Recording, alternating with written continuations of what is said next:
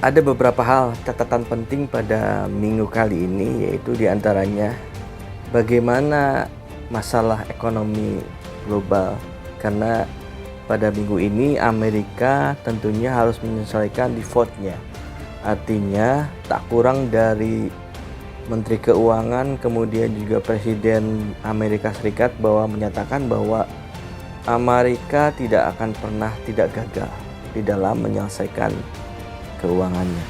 Artinya Amerika juga akan menyelesaikan hutangnya karena ini menyangkut reputasi dan akuntabilitas dari sebuah negara yang berdaulat termasuk Amerika.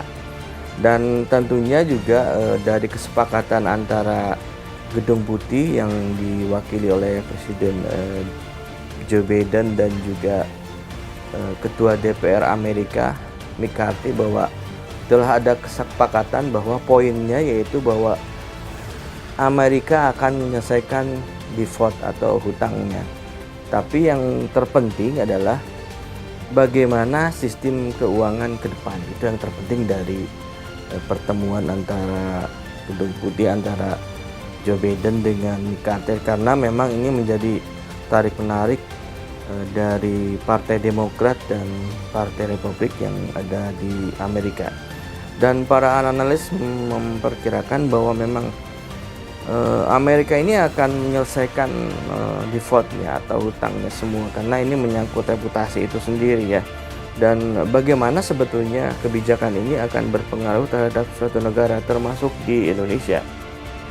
Dampak di negeri Paman Sam itu sendiri bahwa memang akibat dari default ini ada beberapa perusahaan termasuk perbankan di sana itu telah menjadi bangkrut dan memang tidak bisa bekerja dengan baik, termasuk beberapa perusahaan besar perbankan yang telah melakukan PHK secara besar-besaran, yaitu Cash Manhattan juga ya, termasuk juga beberapa dari perbankan yang telah bangkrut beberapa bulan yang lalu. Dan tentunya ini menimbulkan dampak yang sangat besar termasuk ekonomi secara global, karena ini akan menimbulkan pengangguran yang sangat besar di Amerika dan juga termasuk bagaimana penyelesaian kondisi kredit pemilikan rumah yang ada di Amerika.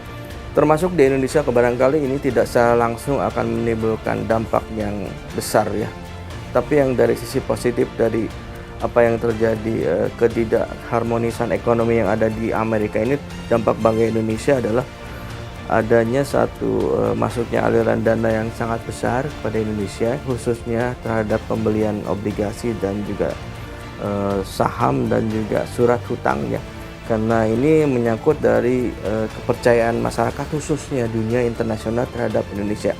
Kita tahu bahwa di Indonesia sendiri pertumbuhan ekonomi di semester 1 ini menunjukkan sisi yang positif ya, yaitu di angka lebih dari 5%, dan tentunya ini memberikan satu garansi bagi pemerintah Indonesia.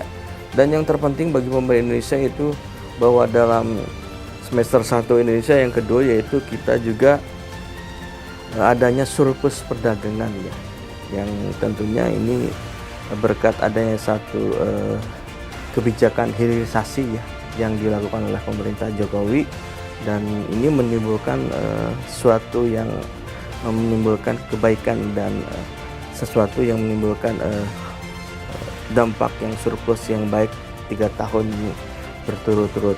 Kemudian daripada itu juga tentunya juga ekonomi harus selalu dijaga. Poinnya yaitu dari apa yang terjadi di Amerika pada saat sekarang ini, yaitu bahwa Indonesia harus melakukan sesuatu pengelolaan ekonomi keuangan secara prudent. Kemudian juga kita juga tetap harus antisipasi terhadap ketidakpastian secara global ini dengan melakukan pemetaan dan juga pengelolaan ekonomi yang absolut dan juga prudent, sehingga ini akan menimbulkan satu kebijakan.